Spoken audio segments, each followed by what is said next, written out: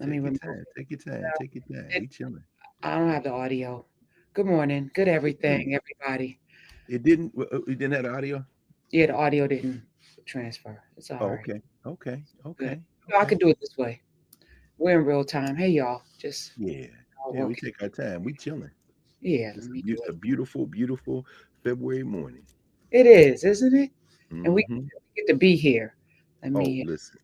No share, question. share screen. Do it this way. Bam, bam, bam. Look at this. I'm undefeated. Y'all not even. Undefeated.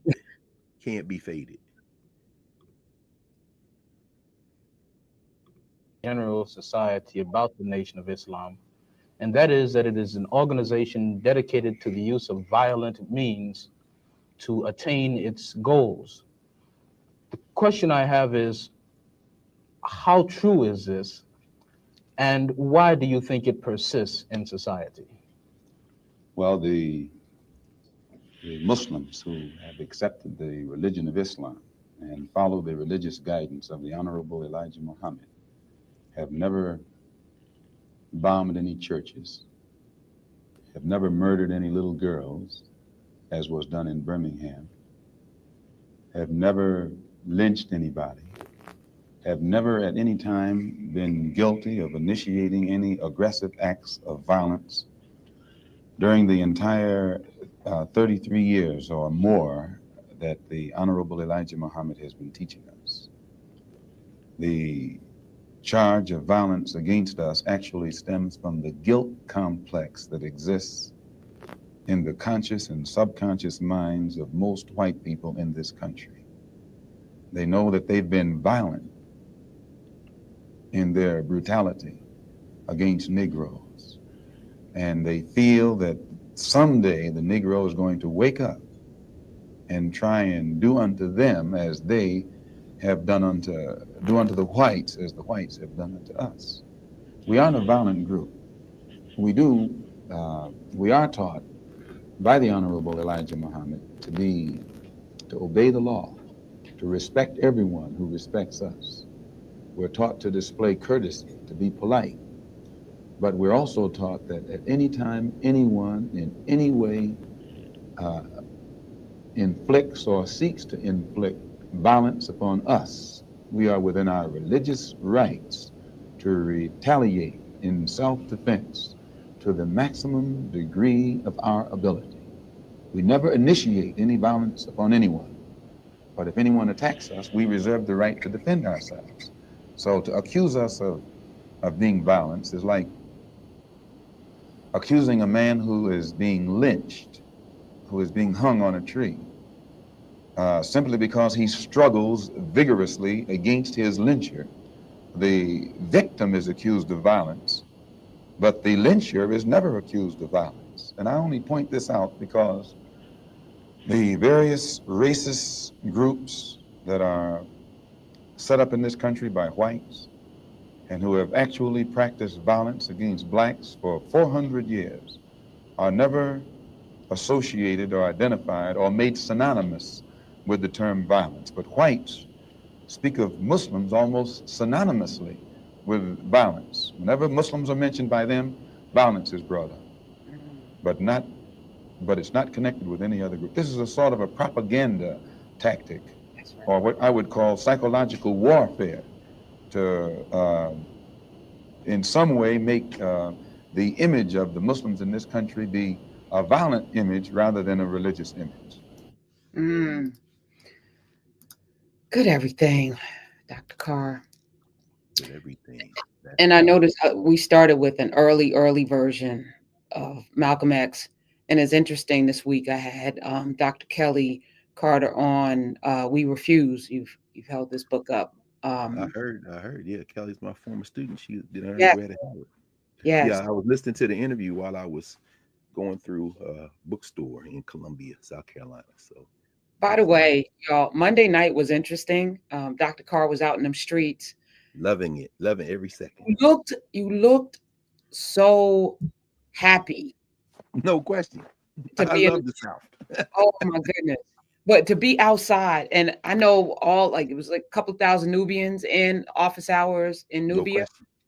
And I know I leaned in and I'm looking, I'm like, do I have to jump through this screen? No, We were like, oh, no, hell no. It's like he's out no, on those no. streets with these people.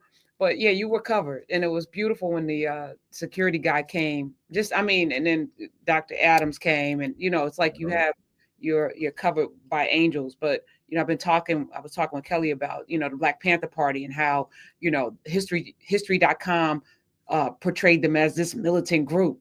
And I'm like, they always do this. That's why I wanted to start there. It's like you can always tell people tend to judge people based on their own frailties, not based on the actual people. And I woke up this morning watching the disappearing of Hazel Scott, another person who they disappeared because she had the audacity to challenge these notions about what it meant to be Black, that she made them confront their racism in ways that I don't think they were comfortable. When she was on that set performing for the troops, and they had these Black women come out in these soiled aprons to send their men off to war. And she said, why'd you splash them with oil? Why did you think they would show up filthy to send their men off? And so she refused to perform. And he said, well, just worry about yourself. You're in this pristine uniform. Worry about yourself. Don't worry about them. She said, no, no, no, I'm not going to perform unless they. So I think it was Harriet Cohen, I think was the head of the studio, said, she will never work again as long as I'm breathing. I love it. I really embrace that. I embrace that with my entire soul. I think it's a great display of um, true, deep, deep, really bone, soul deep self hatred, and that we're long overdue, or we're long overdue for confronting that, for recognizing it, and for stopping the illusion of covering ourselves in some idea that those types of statements are accidental or informed by ignorance. No, sir. Let's dance. You're right. Say it again. And since you said that, as long as you're breathing, we'll never spend another penny in your funky ass movie theater, and we won't work at all. In fact, we're going to start our own movie theater. So as long as you're breathing, you can watch your funky movies with you and your funky friends. And anybody want to go with them? Go with God, because we've done a head count and we outnumber you in the world, my friend. So please say it again. I embrace it. Tired of playing with these people. You know what's interesting, Dr. Carr? And, I and, was I, and by the way, I kind of diverged with my former student on this question, and we can come up with that too, because I heard her say that we don't ever want revenge. I'm like, Kelly, you are a student of history. I know you. Anyway, but go ahead. no, there's several dances that people do, and I think to your point, Hazel Scott wasn't playing with them She was not playing with them, Professor because Hunter. she also understood her worth and value. No question. No question. But I think we have been conditioned to, placate and Yes, and toe a line and walk a tightrope when we don't need to do any of those things. And it's hard, because it's been hardwired into us for 400 years. I don't know what it would be to have control over beings for centuries, to be able to codify into law, into their wired DNA, their subservience to you. And it's still not work, because there's still maroons, there's still Negroes like me and you and others, that's and exactly right. it's interesting though. I woke up this morning thinking about you, and if you thought we would ever be in this situation, as I'm going back to study W.E.B. Du Bois, who Mm-hmm. and Carter G. Woodson and all the Mm-hmm. people that have come before us, Mm-hmm. they didn't live in a time such as this. It actually is now global connection. We don't have to get on an airplane to be in Africa. Right now, there are people in Nubia in Africa. That's exactly Right right. now, there are people in Nubia and Barbados and Bermuda and Trinidad, where Hazel Scott is from, and all over the world, in Washington State and in Florida. There are people right now That's right. joining us live. That's This right. couldn't have happened 50 years ago. So it's almost like, I don't know if we were born for a time such as this, but we are living in it. Did you ever imagine, because you've been fighting this fight for the last 35 plus years, Mm. did you think we would be here and then be prepared? Um, no, I didn't, because I couldn't anticipate the technology. We were building for something else. And yes, in terms of our eventually waking up at critical mass, that's the entirety of the whole body of work that you and I and so many folk here have labored in. It was for this day. Well, we aren't quite there, because there are a lot of people who are still asleep and who have the potential to wake up, who in fact, whose bodies are fighting to wake up, and socialization is trying to force that kind of thing. That's why I said that kind of I understand looking for a white university press. I understand working at white institutions quite well.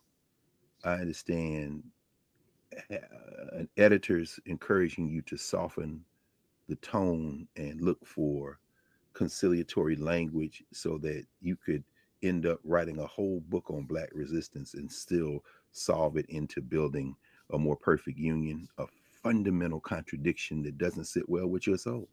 So I understand all of that. And I also understand that the vast majority of our people are not part of that illusory, tiny little world, and the illusion that that world somehow impacts their lives. And that the overwhelming majority of our people, as we encounter them, are very well poised to act. So I said that to say that, it's coming out of class uh, at Howard. This was last Thursday, so a week from this past Thursday. I was coming down the steps, and a brother was going in with some packages, and there was a big delivery truck in front of the building, the College of Arts and Sciences. And he said, Dr. Carr, I said, hey, brother, how you doing? And he said, um, I just want to thank y'all for all the work you all are doing. I said, oh, brother, that's an obligation. And you say something like that, that's that's an instruction to do even more. And he said, I didn't go to school. I'm just up here making a delivery for my company. But I wanted you to know that is where our people are. So did I ever see a day? Yeah, I live that day every day. Now, the delivery system, I don't think any of us could have foretold with any complete accuracy, because we didn't have YouTube. We didn't have, obviously, all the social media. But the sentiment, that is the sentiment of our people. And there have been very few people who will enter a space, a white space like the academy, even the blackface versions of the academy, like HBCUs in many ways, and say that, because they fear it will destabilize their position. One of those people who didn't care was Cedric Robinson. And Cedric Robinson argued in Black Marxism that the reason you didn't see African people engage in mass slaughter — I know y'all were talking about mass slaughter the other day, and when you talking with Kelly and Dr. Jackson Carter, and We Resist. The reason Cedric Robinson you didn't see it is because we held ourselves to a higher moral standard, and that moral standard required us not to sacrifice our humanity in the process of fighting liberation. But there's another piece to that I think is very important. Here I bring in Michael Gomez in his book Exchanging Our Country Marks. When being interviewed, that last generation in mass who had been in captivity during the Works Progress Administration — and we've talked about this before, but I think it really is a salient point to bring back around here.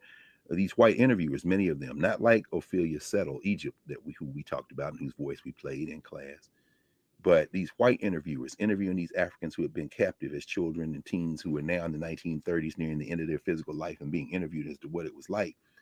These white interviewers doing what white interviewers will do, which is trying to find themselves in the narrative. What about us? Which is a very human thing. As they talked about their experiences, said, what about the white people? And these elders, formerly captive in the United States in the 19th century, said, white people? Well, we didn't expect them to do anything different. That's what white people do.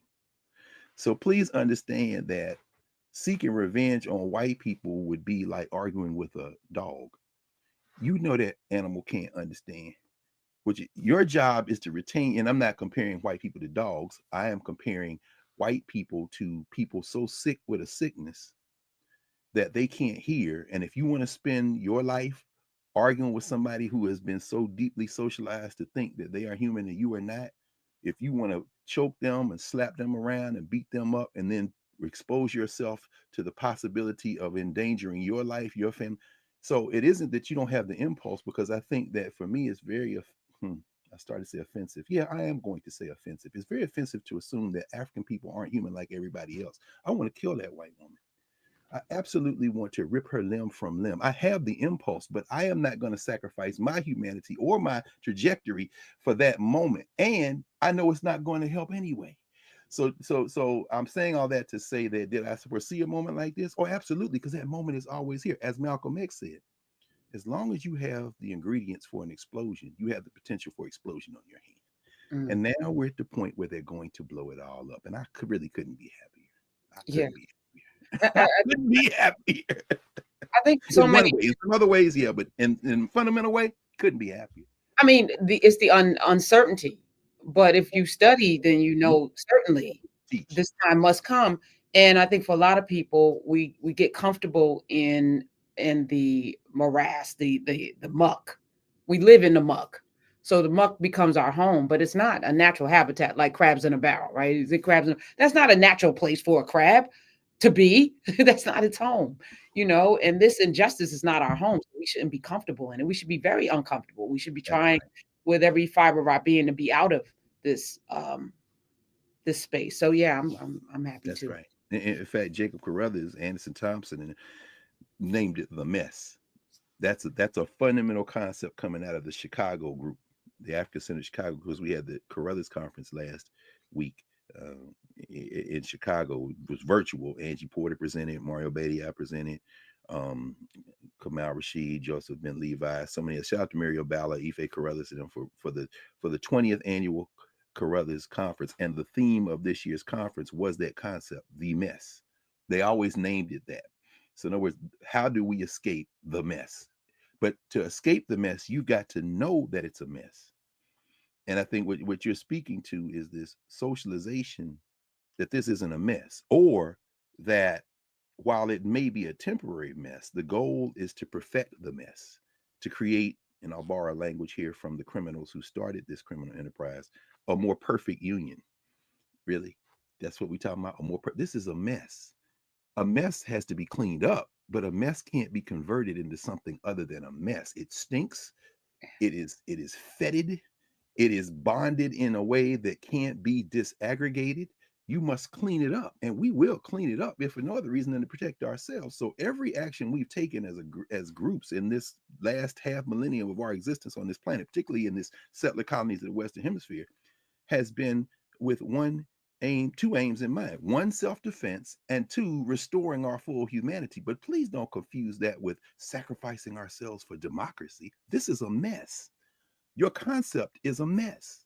Your vision is a mess, and certainly your actions are a mess. So therefore, we know why you have to narrate us as somehow being servient to that. And Hazel Scott is a brilliant example, a transcendent gifted human, a person of deep conviction whose roots extend past this particular location in the settler crimes, and who simply would not bend.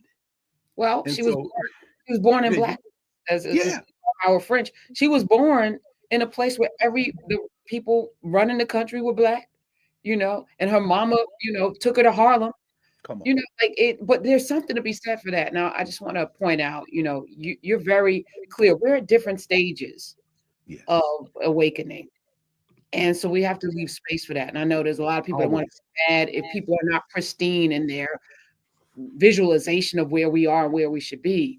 But Mhm. that's again 400 years of cleaning up a mess in your own spirit, in your own mind about Right. what this should be.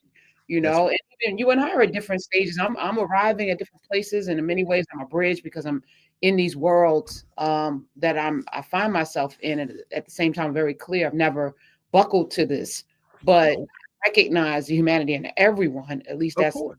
my goal. But yeah, no, it's Me. wild to be alive right now. It is so It's wild. wild. And it should be. You're right. You're absolutely right.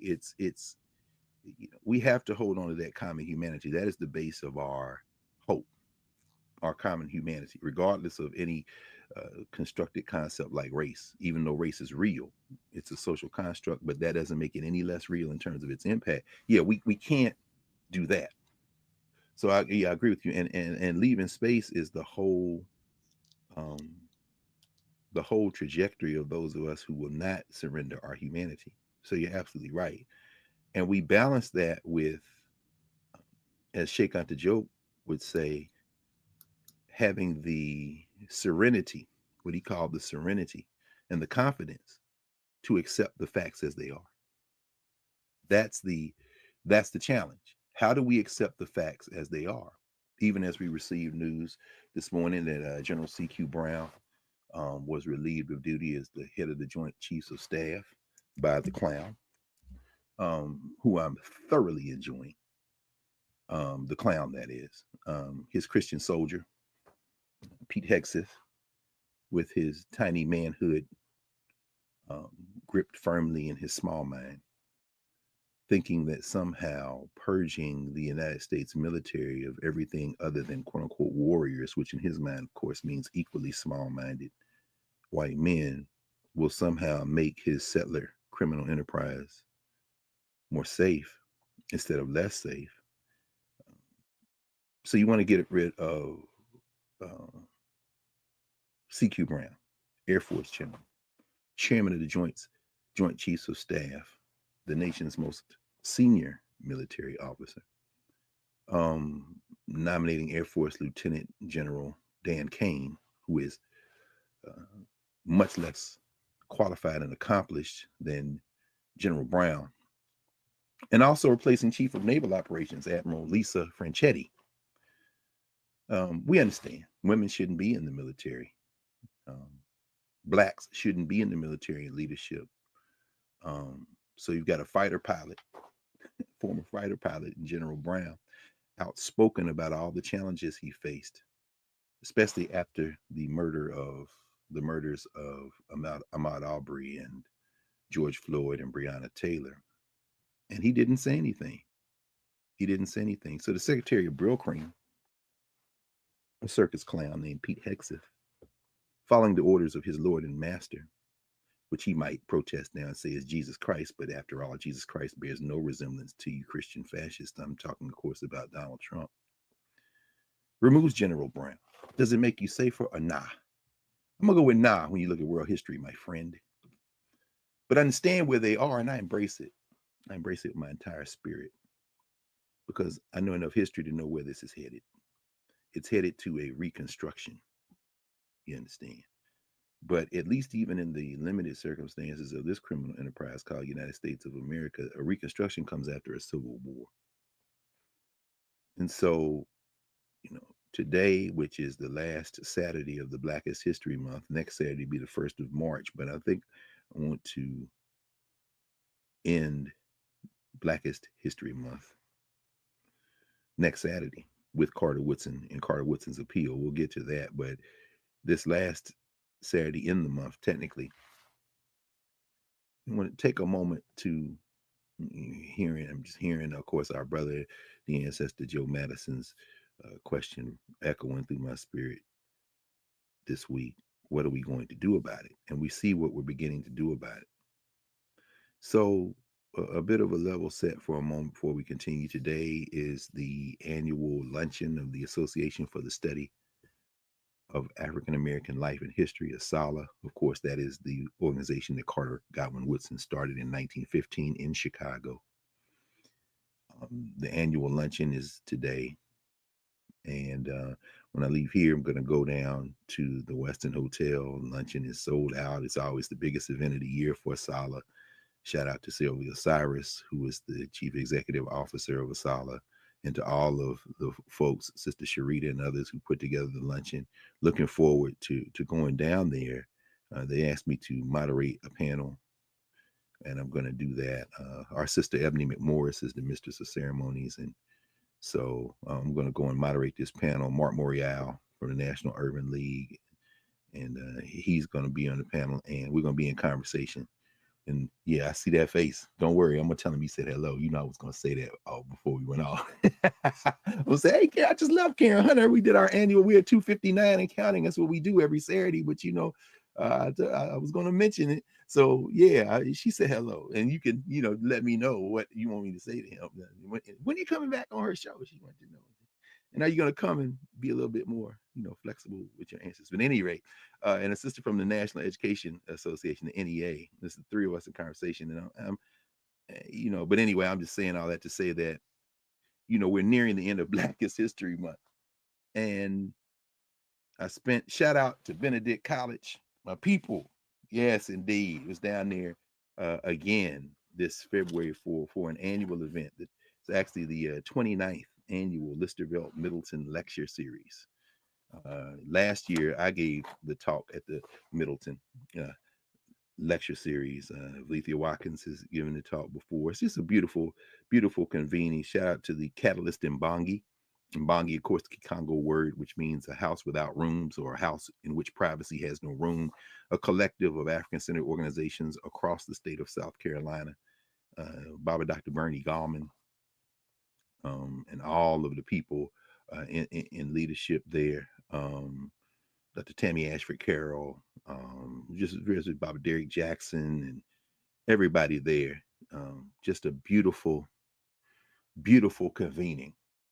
Jerome Boykin, Brother Jerome Boykin, and think about a number of people. And Baba Bill Gunn, an elder now well into his 80s, who for many years was on the faculty of Benedict College. And nothing I love better than to sit with elders in the context of historically Black colleges, to sit with elders who spent their lives teaching on faculties of HBCUs. So I got a chance to sit with Baba Gunn and just listen to him talk about his years.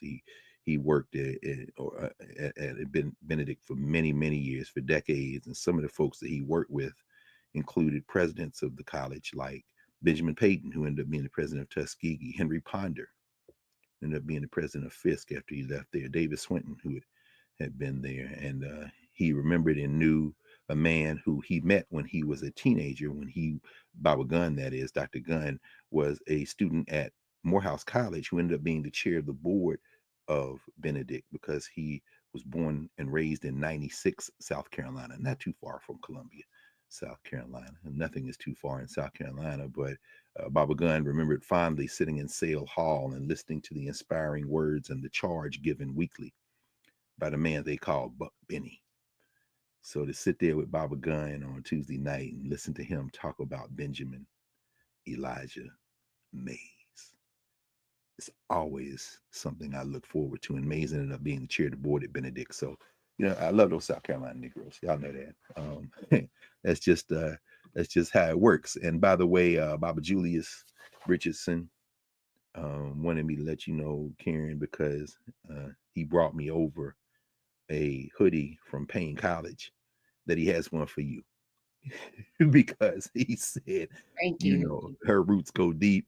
And Baba Julius was one of those cats who said, I need to get in my car when the audio and the visual went out for a second on the on the stream on office hours. And and I looked around, and next thing I know, people, I was live on the app, so I had to put in the app, no, I'm fine, everything is cool, I'm here. And I looked across the street, and here's Kathy Adams, who came, and she's there because she's at Claflin down the road. So she came in, and then Reba Kelsey showed up because she actually gave the talk on Tuesday night. And I'm like, wait, I'm good, y'all ain't got to worry about me. First of all, I'm an African man in the United States of America. While I was born and raised in Nashville, I have lived in the Midwest, Columbus, Ohio, and I spent almost 20 years in Philadelphia. So if I did not learn in Nashville the value of having no bones in your neck and your head on a perpetual swivel, I certainly learned it on the streets of Philadelphia. So I had no point was it everything y'all could see behind me, I saw it before you did, because my peripheral vision, like Black folk, includes the two eyes in the back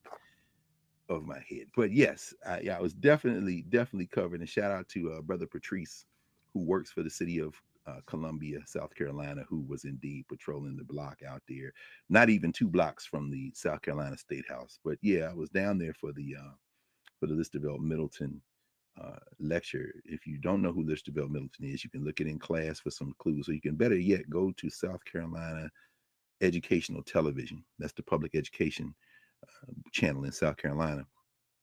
Listerville Middleton, an amazing figure who had a show on South Carolina Educational Television called For the People. And as someone who was born and raised in an era when we didn't have what we have now in terms of cable and social media and YouTube and all that, you couldn't see For the People. You heard it in legend if you weren't in South Carolina, or if somebody taped it, you could get a VHS every once in a while. And so a man who interviewed Ozzie Davis and Ruby Dee, a man who sat with John Henrik Clark, Yosef Ben Yakin, and Ivan Van Sertima, Marimba Ani, Francis Cress Welsing, you name, all the way down through the Sheikh Anta Diop in his only trip to the United States of America. Listerville Middleton interviewed him. And so, that stuff now is available and is becoming even more available. And on Tuesday night, Cheryl Nunley, who is the interim director of South Carolina Educational Television, actually gave greetings before the tribute to Baba Listerville Middleton and Baba Bernie Gallman gave. He gives his annual tribute to Listerville Middleton, walking us through Baba Setu Amawasu read one of Listerville's best-known poems, War Horn. And then Sister Janice Johnson introduced Dr. Kelsey, and Dr. Reba Kelsey gave a remarkable talk, and many folks here were there on the live stream. Mike Harriet's cousin, shout out to Mike Harriet, Contraband Camp is on fire. He said, who's going to check them, boo? We are. That's right, Mike. I ain't mad at you, brother. That's exactly what Contraband Camp is doing. If y'all not subscribed, you need to do that. That platform is our media. It is joining the ranks, and it is advancing the cause, and it is Black and independent and unrestricted and uncompromising. It's a beautiful thing. And so the live stream was there. Many folks who were here now were there. And Dr. Kelsey spoke on the topic of developing an African self-consciousness for collective community wellness, and took questions and answers, which lasted about as long as her presentation. She linked her work to the work of her father, of course, Dr. Mariba Kelsey, and his age grade system of how we talk about transitioning from generation to generation to generation, including the ancestral realm before we return here. Death is not the end. In fact, it's part of a perpetual, eternal, unbroken cycle.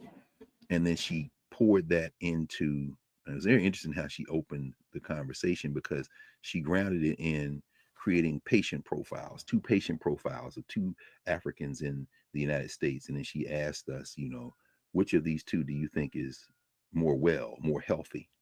And she did that because, as she said, as she opened her remarks, as a medical doctor, she's the Dean of Graduate Medical Education at Morehouse School of Medicine. She said, as a medical doctor, this is what we do when we're diagnosing patients, when we come together, when I'm giving a grand rounds lecture, or when we're bringing all of our doctors in to have a conversation about, we work up a case study. And so she gave these 2 case profiles, and then she walked us through these African-centered ways of moving through the world, and then began to talk about how you would treat these patients. Quite effective, and the conversation was very, very, very interesting. And as I said, question and answer was there.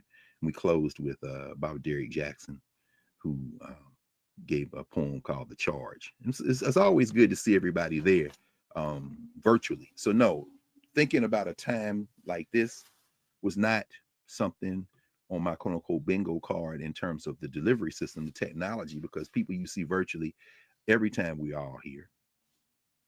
You can see some of them physically whenever we're out in these streets. And in the first 2 months of 2025, I've been out of the streets a lot, and that's just a prelude to being out even more. But everywhere I've been, which is now Georgia a few times, South Carolina a couple of times, back and forth. I'm just in the last really 6 weeks. No, because New Year's Day was in Columbus, Georgia. Columbus, Georgia, at the church. So it's very, very, not only encouraging and inspirational, but very regrounding to know that while we are all here virtually, this is a means to an end, a delivery system, and that work in the sense of the physical realm will take place in everywhere we are, and to be encouraged and reminded that we are constantly working. We're going to win. The clown has a lot of airspace. He takes up a lot of air and space if you let him. And that's where I want to kind of go for today for these few minutes that we have, because yesterday, Friday, for those of you who are watching not on Saturday, but later on during the week, Friday, the 21st of February, of course, marked the 60th anniversary of the assassination of El-Hajj Malik El-Shabazz. And that moment, that pivotal moment, continues to resonate today. And if those of you who weren't there last night for watching the live stream, you can go back again and watch through the technology, the recording. Last night we were at Sankofa Video and Books, packed house there, even as Sankofa now seeks to expand. It's really quite something to see how, the gathering now it always overflows the little space that we're in Sankofa, but now they're looking to acquire more space. And so that is a very serious conversation, and not only a serious conversation, but action is being taken. People are beginning to pour resources in. No amount too small, no amount too large, as they always say in the church or in the mosque. But we were there last night with Alfonso Peter Bailey. Peter Bailey. Peter Bailey will be 87 years old on the 24th of this month. Tomorrow, Hakeem Mahmoudi celebrate his 83rd birthday here in Washington, D.C. We'll be at Howard University in the digital auditorium of the Blackburn Student Center. He's going to be joined actually by our good brother who might be here this morning. He's often here, Martin Lamont Hill. And Keith Gilliard, Dr. Keith Gilliard, my friend Dr. Keith Gilliard. There's a new book published by Black Classic Press, Africa World Press, and this press I'm about to mention in one breath, because these are our Black publishers. Third World Press, Baba Haki, called For Gaza's Children, Black, Brown, and Jewish Writers and Poets Speak Out. And this is the book that they'll be discussing tomorrow on the campus of Howard University. Third World Press, Chicago. The book is dedicated to Edward Said, Noam Chomsky, Mahmoud Darwish, Rashida Tlaib, Adrian Rich, Corey Bush, June Jordan, Jamal Bowman, Angela Davis, Norman Finkelstein, Cornel West, Chris Hedges, and always Gwendolyn Brooks, and the Palestinian people. That's the dedication. And so there are a number of people. You see the table of contents here, the folks who are writing in here. You see all those people. There's Herb Boyd and Tony Medina, a number of different people there. Here's second part of the table of contents. You see the folks there. Talib Kweli is in there. Talib. So many different people. Paul Hill, just important. Alice Walker. So Dave Zirin, of course, here. And this is what fearlessness looks like. This isn't having to negotiate your way past a white editor or a Black editor who's got a little nervousness in them and worried about a publisher. No, you create your own. You can write and publish a book like this for God's children. So we'll all be together tomorrow. I'm actually supposed to moderate that convenience. You can go to Sankofa's website and get more details on that. But if you missed last night, you didn't miss it, because it has been recorded and you can watch it. And I encourage people to really watch that, because Peter Bailey at 87, soon to be 87 in a couple of days, really helped us understand some things that I'm going to come back to in a second. But I wanted to put it out as a marker, because he is the last living member in terms of walking on top of the earth. He is the last person still walking around in physical form who was a member of the Organization for Afro-American Unity. The organization started by Malcolm X in 1964. The organization that Baba Peter didn't know he was joining until somebody asked him, "Do you want to come to this meeting?" He said yes. And he said about a dozen people sitting around a table in a public library room, and in walks Malcolm X and sitting in a chair around that table directly across from Peter. And from that moment until the day that Malcolm X was assassinated, a day at the Audubon Ballroom that Peter Bailey experienced, because he was in that ballroom and had just spoken to Brother Malcolm backstage before he went out and was sent to the ancestors by enemies of the race who looked like him, aided and abetted by the forces of a state that are agents of the mess. Shout out to Pete Hegseth and Donald Trump for their ideological predecessors. And even non-whites like Kash Patel, Tody, Toady. If you don't know that word, look it up. But the point is that Peter Bailey, about Peter was talking about his experiences that day, 60 years ago, on the 21st of February. But I want to go back to a few days before that, when I was headed down to South Carolina and flying out, and left here early at a Thurgood Marshall Airport, Baltimore. And Russell Adams has been on my spirit for some time now. I talked to him, it'd be 3 weeks ago, this coming Tuesday. So at the time that I'm going to share with you what happened on the news I got Monday, it had been 2 weeks since I had talked to him. He was in the hospital, and I mentioned him here, I mentioned him in office hours on Monday night, because I got the news from his son, Russell Lowell Adams. Dr. Adams is Russell Lee Adams, but I got the news from Lowell, and I texted him just before I was getting on the plane. I said, yeah, something I need to text him. And Lowell said, yeah, my father made transition this morning at 5:20 a.m. And I'm going to ring that bell for Russell Lee Adams.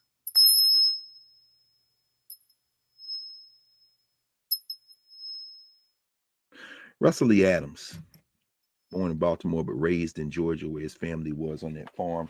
Russell Lee Adams, I don't know that I've met, or know rather, anyone with a mind that was any quicker, certainly with a sense of humor that was any more wicked than Russell Lee Adams. And Dr. Adams is best known, if he is remembered at all, and he must be remembered, for a book that he put together in the early 60s. Dr. Adams, a graduate of Morehouse College. Dr. Adams, who, again, alongside, although he was a decade older than Bill Gunn, Russell Adams, too, was a student of Buck Benny, of Benjamin Elijah Mays. And Russell Adams, who in 1963, in a collaboration with the co-founder and owner of a Black publishing company out of Chicago called Afro-American Publishing Company, put together a book that some old heads in here probably still know, and is still, as John Clark used to say about old books, he would say, still worth reading today. Still worth reading today. Great Negroes, past and present. That's Russell Lee Adams. It's the only book he published as a single authored book. A lot of book chapters, a lot of academic articles. This is the third edition. The brother I'm speaking with that was his collaborator was Eugene Winslow. Eugene Winslow was a Tuskegee Airman, and among many other things, and he did the illustrations, great illustrations. Look at those. Look at Harriet Tubman. Look at Sojourner Truth. I mean, look at Robert Smalls, South Carolina. Now, see, I didn't put any fingers in here or bookmarks in here. I just kind of leafing through, and look at this son of South Carolina. This is the man right here, the great Robert Smalls. Y'all know we've talked about here. Here's George Carver out of Tuskegee. Didn't plan that either. Just in Tuskegee, in fact. Of course, and here, of course. Now, see, I'm just flipping, and look where it ended up on. See, this is the ancestors are undefeated. I'm not worried about Pete Hegseth or Donald Trump or Elon Musk. You people don't even exist. And your ancestors, you have ancestors too. And their ancestors are us. We are their parents. You're wayward children. And your ancestors are so weak. They're so weak. And guess what? Our ancestors have dealt with them in the ancestral realm. There's nothing to fear. I just flipped it. This is Malcolm X. Illustration by Ken Lowe. Words by Russell Lee Adams. And Dr. Adams, let's just do this. Just as Frederick Douglass emerged from the depths of slavery, so Malcolm X rose from the heart of the Black ghetto. Born nearly 100 years apart, these two men ascended from the underside of Black America during periods of extreme social unrest. Frederick Douglass thundered against slavery. Malcolm X lashed out against racial segregation and oppression. Each resisted to the end the forces which attempted to deny them their sense of self. Each tried to articulate the outrage of their Black brothers. And of course, we know Malcolm was born May 19th, 1925, Omaha, Nebraska, in one of the earliest sessions of In Class, when you said, let's go live. Okay, let's go live this week. And somebody came in the room before there was a Knarrative or a Nubia, when we were exclusively on YouTube, which meant worldwide from the beginning. you know, husband and wife came out and live streamed from the birthplace of Malcolm X in Omaha, Nebraska. We are indeed worldwide. We couldn't do that a generation before now, but we have the technology, but it allowed us to knit ourselves together. And that means, of course, May 19th, 1925 being the birth of Malcolm X, that May 19th, 2025 will be the centennial of Malcolm X's birth. And Baba Peter and the group that he co-founded with folks like Baba Ibrahim Amin, Dr. Jawara Hunter, Keith Hunter, and so many others, called Positive Black Folks in Action. What you gonna do about it? This is the organization that was founded here in DC by Peter Bailey. There's going to be an observance on the centennial of the birth of Malcolm X. Right now, it looks like we're gonna. Well, I have more details later. I'm gonna share more details as we get closer to May. We're in the 3-month corridor now. Almost just a little under 3 months from now, there'll be the centennial, and no doubt we will be doing in class from wherever we are in that moment. So I'm gonna say less about that, because being in these streets for the first 2 months of the year has been invigorating and reminding, again, this being the Blackest History Month, because all the others are Black, and we converge in a tally of what we have done the rest of the year here in February, and the rest of this year is already off to a roaring start. So I got that news in the airport, headed south, that Russell Lee Adams had made transition. One word continued to ring through my spirit as, we headed down below the cotton curtain into the land of cotton. Old times there, as I will remark in a moment, are not forgotten. There's a reason why I'm walking in a bookstore and looking around in the bookstores in the South, that for some reason Dixie always comes to my mind. I start whistling it. I ain't mad at that. See, I gotta understand something about me. I embrace that, because it is a reminder. The farther we get from the lash, the less clear we get. It's nice to have a song and say they not like us. It's even nicer to know it. Anyway, the whole point that I think about with Russell Adams, sacrifice. When I talk to Dr. Adams, I'm going to share something I haven't shared publicly. But Russell Lee Adams is an ancestor now, and I can hear him chuckling.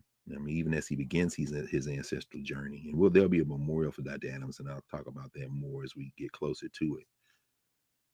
But that last time I talked to Dr. Adams, the word that really resonated as I listened to him for the better part of an hour as he lay there in that hospital was sacrifice.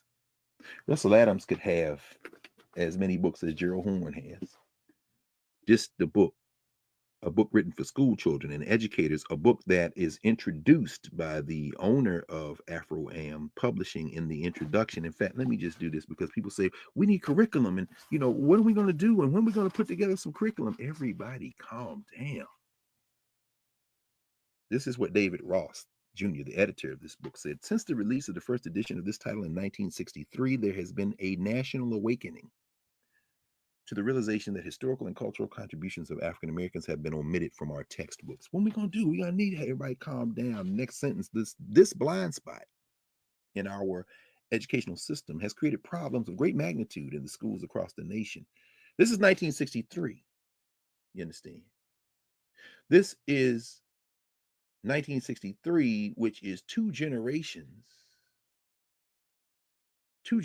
almost two generations after the founding of Negro History Week, which in itself is a decade and a third after the founding of the Association for the Study of Afro-American Life and History, which in itself is 1505, 95, 85, which in itself is 20 plus years after the founding of the Association for the Study of Negro Life and History in 1915, is in itself 20 years prior to that, over 20 years prior to that. Carter Woodson is sitting in the house of Oliver Jones reading newspapers and black books to the coal miners of African descent. Carter reads the newspaper first to his father and the rest of him. So in other words, we had materials. We were developing materials all along. We can trace some of those materials all the way back to the 18th century. But here in 1963, they're saying there's another realization. There's another reawakening. He goes on, David Ross, to say in December of 1966, the National Education Association held a national conference in Washington, D.C., and conducted workshops with leading educators and textbook publishers in an effort to resolve some of the basic problems involved in creating a realistic multi-ethnic curriculum. I won't go any further.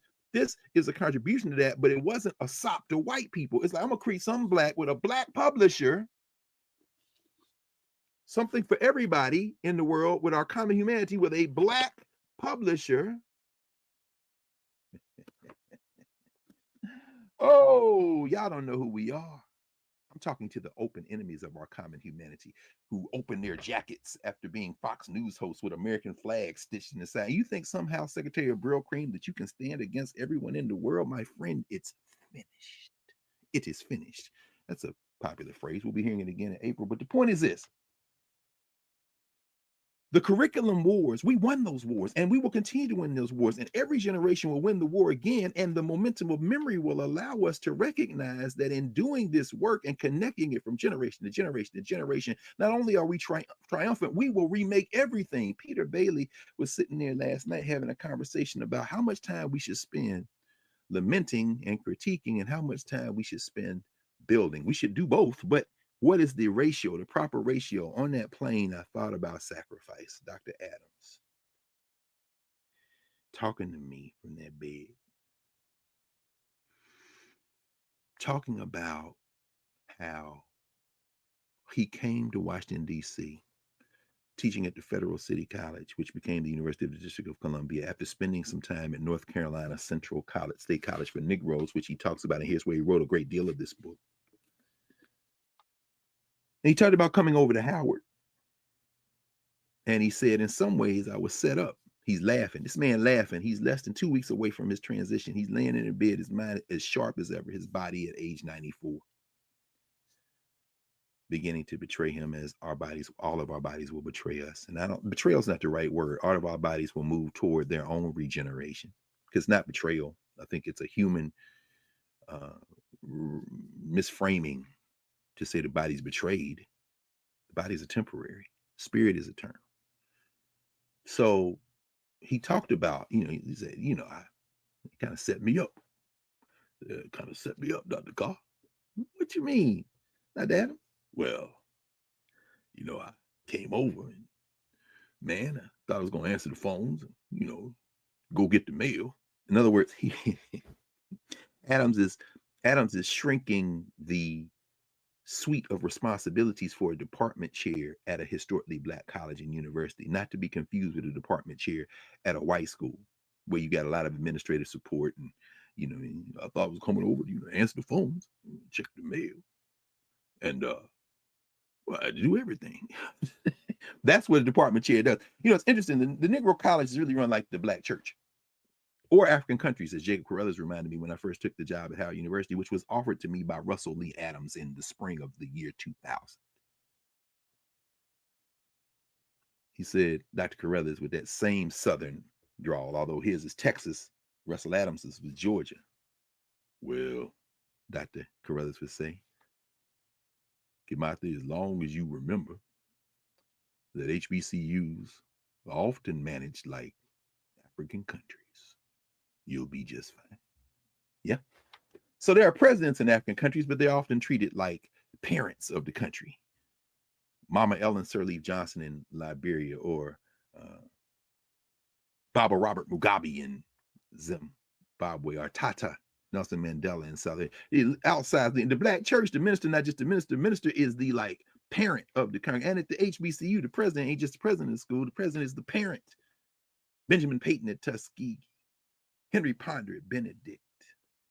The whole idea, Johnetta Cole at Spelman and Bennett College, North Carolina, the Bennett Bells. Shout out to the Bennett Bells. The whole idea then is that you can't think about the institutions in our governance formations the same way you think as these other social structure institutions. And so Russell Adams said they kind of set me up. I went over there and I had these outside responsibilities. And from his first day at Howard, late 1969, early 1970, until the last day that he taught at Howard, which was the spring of the year 2024. Because after he retired in the first decade of the 21st century, around 2008 or 9, at his retirement, by then I was department chair, and his wife, Eleanor, our deepest sympathies go to her and to Russell Lowell Adams, their son. And I've been talking with Russell Lowell a great deal over the last few weeks. Ms. Adams said, Dr. Carr, he can't stay home with me all day, every day. See, the black woman is God. I love black women. Black women don't need a whole lot of words to communicate a great deal. Dr. Carr, he can't stay home with me every day. Now, of course he could, but the whole point is that he needs something to do. I said, Ms. Adams, as long as I'm chair of this department, he's got a job for as long as he wants it. And Russell Adams taught our senior seminar from the beginning of the course, which he designed as the first permanent chair of the Department of Afro-American Studies at Howard University until the spring of 2024, when he said he just couldn't do it anymore. By then, he's 93. That course was offered this fall for the first time with Russell Adams, not as the instructor. I was the instructor. I taught that class last fall, picked up an extra class, didn't take a course release, just picked up another class and told those students, you're the first students to be in this class that Russell Adams didn't teach. Although he is teaching you indirectly. So we started with the video of the interview of Russell Lee Adams by one Kwaku Larry Franklin Crow for the History Makers. Yeah, Crow interviewed Adams too. And in that conversation, Adams is talking about his trajectory, his career, his life, his upbringing on a farm, coming to Morehouse, and then going to the University of Chicago, where he got a PhD, political sociologist, one of the finest minds I've ever encountered. But he didn't pour those minds, he poured all that work into books and articles. He poured it into students. He taught, like Bill Gunn at Benedict, he taught sacrifice, some people would say. Because you could have 15, 20, 30, 40 books and, be extolled. Yeah, or I could just be in this classroom, not only an administrator, a department chair, but not taking a course release. I'll be teaching a full suite of students and classes, and they will all be full. And I'll still go to faculty meetings. I'll still make sure the annual reports get in. I still do the evaluations. I still do all of that. I still travel around the country and the world. I still work with ASALH. I still help found the NCOPS, the National Council of Black Political Scientists. All of that. I'll still do all of that, but it requires great sacrifice. And I listened and laughed and had conversation with this giant as he lay there in that bed. No bitterness, no regret. And he said, Carr, I knew you had to be at Howard from the first time I heard you. And he put his business card in my hand there in North Carolina at the National Council of Black Studies. And he said, you need to be at Howard, because we were on a 45-minute panel. Myself and E. Curtis Alexander, yes, the father of Kwame Alexander, two of us on a panel, and ended up in there for about 4 hours, because when we got the question and answer, people just didn't want to leave and nobody else was coming in there. So we stayed in there to the evening. Dr. Adams came and said, man, you need to be at Howard. And he hired me and used his torch to light my torch at the Negro College. And I've been there ever since. But the Negro College has been jailbroken, because what I realize and understand very deeply is that is on the periphery of the work. The community is at the center of the work. And in the case of Russell Adams, he showed me in great ways how sacrifice can be repurposed for a larger vision. As W.E.B. Du Bois would say, life lit by some larger vision, and jailbreaking the Black University is part of that. So I wanted to open with that, because it is in the spirit of Carter Godwin Woodson, who built independent institutions, and that allowed him to operate independently. A book we're going to talk about next week as we close out Negro History Month. This book that I mentioned last week, and I'm mentioning it again in case folk want to get it, some people have started to get it. You get this from ASALH. It's called Association. It's called Carter G. Woodson's Appeal, a lost manuscript edited with an introduction by Daryl Michael Scott, my friend Daryl Scott, who is at Morgan State University, long time was at Howard, and at one time was the president of the Association for the Study of African American Life and History. I'll probably see him today. And this is what he says near the end of his introduction to this manuscript. This isn't the Miseducation of the Negro. This was written about 12 years before, 1921, as I talked about last week. And we'll talk much more about this and make this a centerpiece of what we talk about next week. He says that Carter Woodson, after he left Howard, he was a dean at Howard for about a year and a half. He said, no, I got to do this independently. I need an independent base. And that's why, even as we have narrative now, where people make a small financial contribution, and that allows the platform to build, it allows us to employ people to continue to pump into the infrastructure and develop these things just at the beginning stages, all guided by the architect, Professor Hunter, who has had this vision and also has the energy and the gifts and the focus to be able to continue to maintain that and serve as a conduit, serve as a director, a conductor. In fact, last night, shout out to Dr. LaRoche, Jennifer LaRoche. I really highly recommend this book, An Apostle of Liberation, Bishop Paul Quinn and the Underground Railroad. She brought me a signed copy, and I was very happy to get this from her because institution building, this is about Paul Quinn, the institution builder. And in that spirit, Woodson understood that to do that, you've got to be independent. And to be independent, you've got to engender resources. And people say, well, I can't do what you do, but this is what I can do that will help us all do the thing we need to do. Even as I look over the end of this computer, I'm looking at this biography of Isaiah Montgomery at a Mound Bayou, whose father, of course, and he were captives and mother captives on the Davis plantation. And they started an all-black town that was highly successful for decades and is still there. So anyway, he says, this is what Daryl Scott says about what Woodson decided to do. Once financially situated, meaning that Woodson had the house that he lived in, which was also the headquarters of ASALH, sustained by contributions from the membership, a nickel here, $1 there, $20 here, guided by the board and the leadership of the board, which at the time of Woodson's death in April 1950 was none other than the president, that is, none other than Mary McLeod, daughter of South Carolina, Bethune. Institution builders. Miss Bethune did that. National Council of Negro Women. Her house in Logan Square is about a mile from Woodson's house. They were very close. Nanny Burroughs. Do I have that new Nanny Burroughs biography?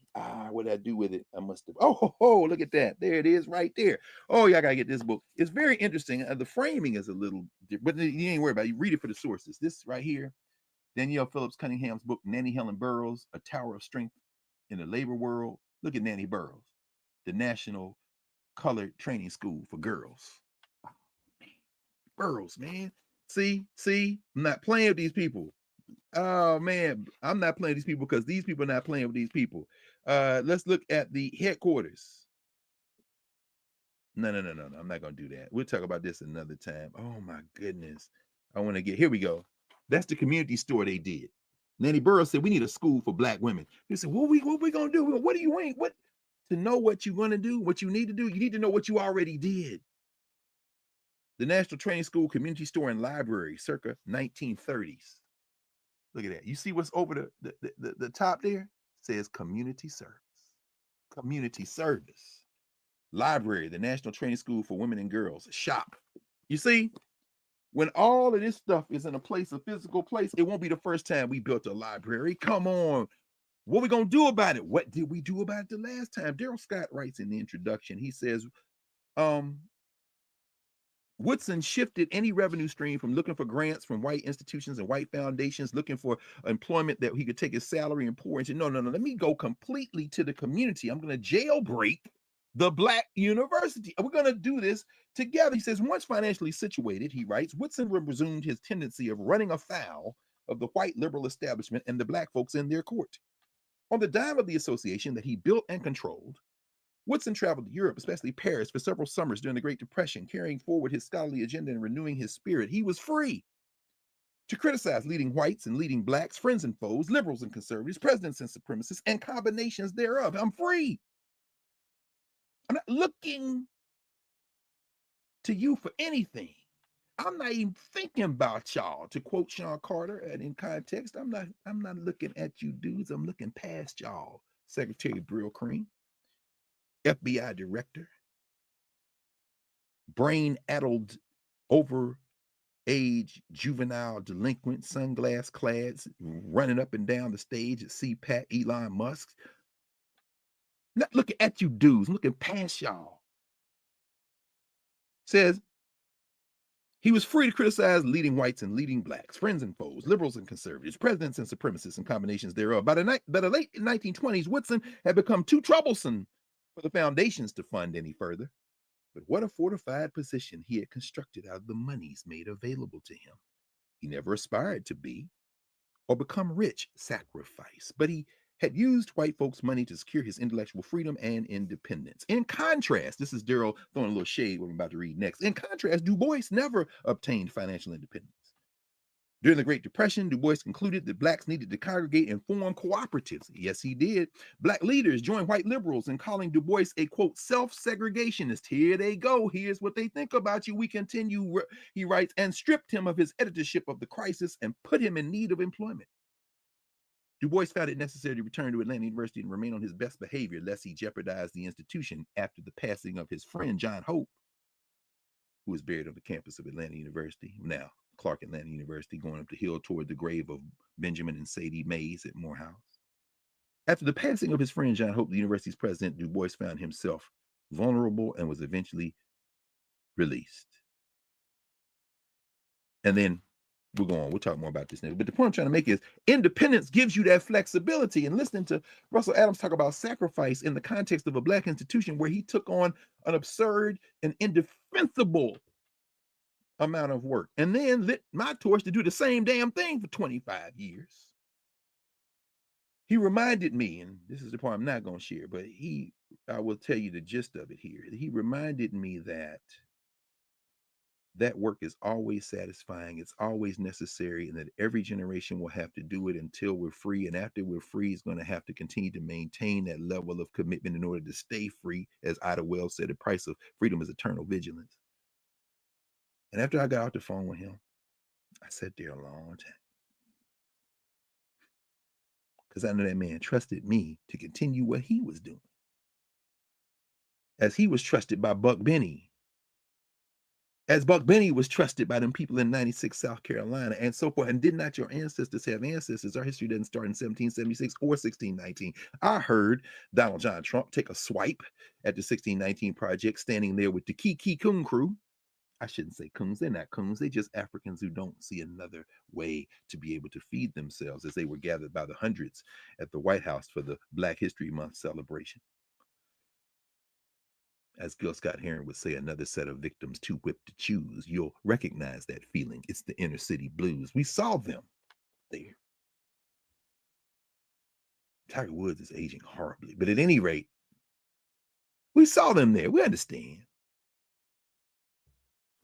But if you're going to free yourself from that, you've got to build community. What are we going to do about it? And that's what Malcolm X was talking about when he was assassinated there, February 21st, 1965.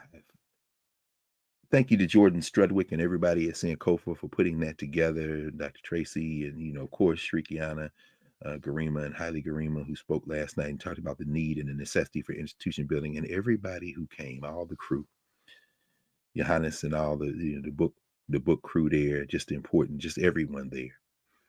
And Peter Bailey gave a formula last night. When you watch the video, you'll see it. He said there's a formula for how we do this. As I said, he'll be 87 on the 24th of this month. And if you want to see more conversation about Peter Bailey in a larger context, you can go to In Class with Carr number 62. Again, that compendium is incredibly helpful. That long document, almost 1,600 pages, that kind of tracks a lot of what we talked about in class and gives us at least a guiding, a spine to do the greater work. Number 62, who was Malcolm X to us? Baba Peter said, if we got an hour to work, we can spend 5 minutes, 10 at the most, 5 to 10 minutes talking about what has been done to us and all this. And he said, by the way, what Donald Trump is nothing new. There's a caveat I would say to that. I mean, the delivery system is new, so it may be more readily apparent to our faces, but it's nothing new in the sense of what this mess is. But he said we can spend 5 minutes, 10 minutes at the most talking about that, and then we're going to talk about what we're going to do. So we talk about the firing of General C.Q. Brown. I understand, Secretary Brill-Cream, that the strength of what you think you want to do as an empire would be in diversifying the people under your command. because that will allow you to project both hard power and soft power. Well, once you strip out everybody except your small-minded um, patriarchs, who you would call warriors, even as you grip your shrinking concept of manhood between your ears, you are now ensuring that, oh, okay, now we know what we need to do. Do you remember that scene in Do the Right Thing when they're in the pizza joint and one of Sal's sons, or maybe it's Sal, when they ask, why don't you put no brothers on the wall, and bugging out, of course, the great Giancarlo Esposito is like, why ain't no black people on the wall? He said, you want to put black people on the wall? You get your own pizzeria. You can put whoever else, your mama, your brothers, and man. And then at some point, the N word is when Martin Lawrence and them sitting there, and whereas before they're non-combatants. These are the people who Malcolm X would call the ingredients for an explosion. They're sitting in the booth eating pizza and just enjoying themselves. And at some point, the N word is tossed out by the Sal or one of his sons, and then at that point, now these young people who were trying to stay out of it because this activist is bugging out, now all of a sudden, all we is now. Oh, we is now. In other words, radicalization. Malcolm says, as long as you have the potential for an explosion, as long as you have the ingredients for an explosion, you have the potential for explosion on your hand. All black people are the ingredients for an explosion in the mess. And in that moment, the mess was activated. So we can talk about it for a minute. You purging black people from the military, you purging women from the military, no problem. You know the world is 9/10 non-white, my friend. And you think these Negroes who live in these borders, actually, you always suspected that these Negroes were never fully American. And guess what? Your suspicions are absolutely correct.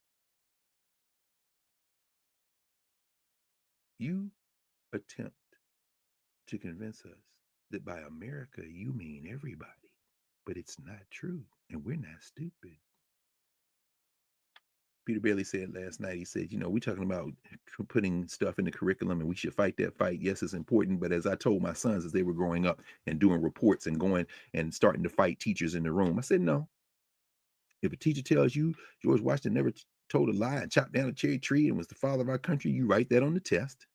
And then when you get your grade, you go back to them and said, I knew it was a lie all along, but I got the grade. Now, some people say you shouldn't do that. You should fight to build a better curriculum. And I'm not immune to those arguments, but I also know from black people who came through a period where they were in black institutions. I also know from black people who fought the curriculum wars, but never abandoned the base of their operations, which was the community, that you can do both. And in fact, if you must abandon one, it's the one that puts you in that space, not the one that has you develop your own. Because once you develop your own, guess what? That other space has to respond. Oh, the book From Slavery to Freedom, 1947, John Hope Franklin, was written and published by a white, written by John Hope Franklin, who was at North Carolina Central, by the way, same place Russell Adams worked initially. It was published by a white publisher in part because Carter Woodson controlled the black book market because he had the Negro in our history and had that textbook since 1922. When you build your own, that's when spaces open up. Everybody stop shopping at the white stores and find out how quickly they recommit to diversity, equity, and inclusion. So you don't get it from begging. You get it from strength of self-determination. My friend, Secretary Brillcream, you've got a problem coming up, and I can't wait, my friend. I can't wait, you wayward child. Peter said we can talk about that for 5 to 10 minutes, and then we go to the next thing. So we can talk about Trump and Governor Janet Mills and the luncheon they had with the governors were there at the White House. And he starts talking smack about, gender, and the NC2A has bowed and bent the knee. And then, is the governor of Maine here? She said, yeah, I'm here.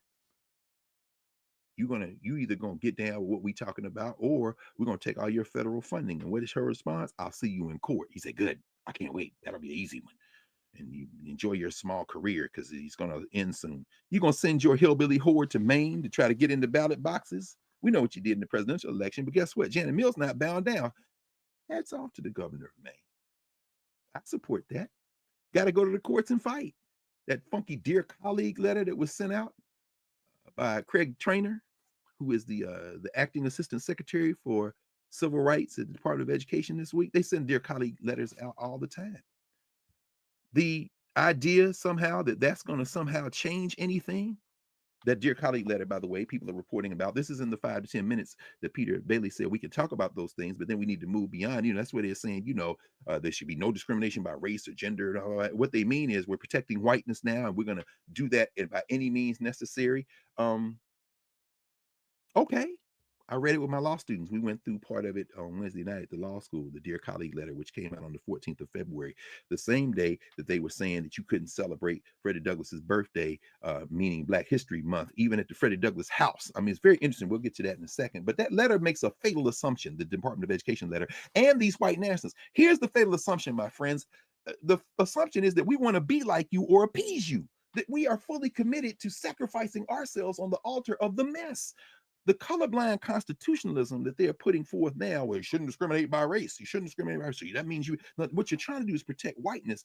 Derek Bell called it colorblind constitutionalism. Well, that is a defense of whiteness as invisible. You want to obscure whiteness by saying you can't discriminate by race, which means you're protecting the whiteness that is baked into the mess from any critique, or you think you are. But we have long solved that child's construction of the mess.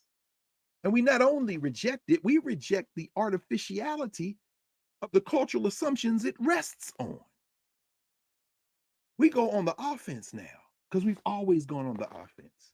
And we use the tools we use the tools most readily available to us.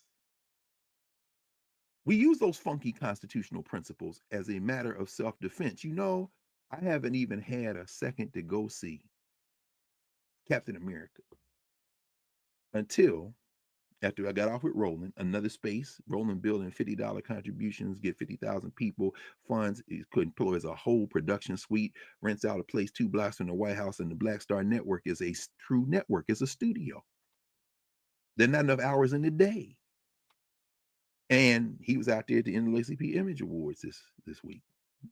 Thursday night when I'm on, normally once every Thursday night I come on the panel, and as y'all know, and he was in LA going to the Image Awards, and I told him, I said, man, going out there, he said, yeah, he wasn't nominated for nothing, man, because NAACP making money. Carter Woodson said, see, this is what happens when you take that money. But the point is this, the stuff being nominated doesn't reflect the stuff that we would nominate if we controlled everything and put our resources together. But that's fine. And he went out there. I said, man, that's all right. The people working the cameras, the people who are valet parking, the people who are cutting the grass, the people who are serving the meal, they'll be the ones to remind you that they watch you.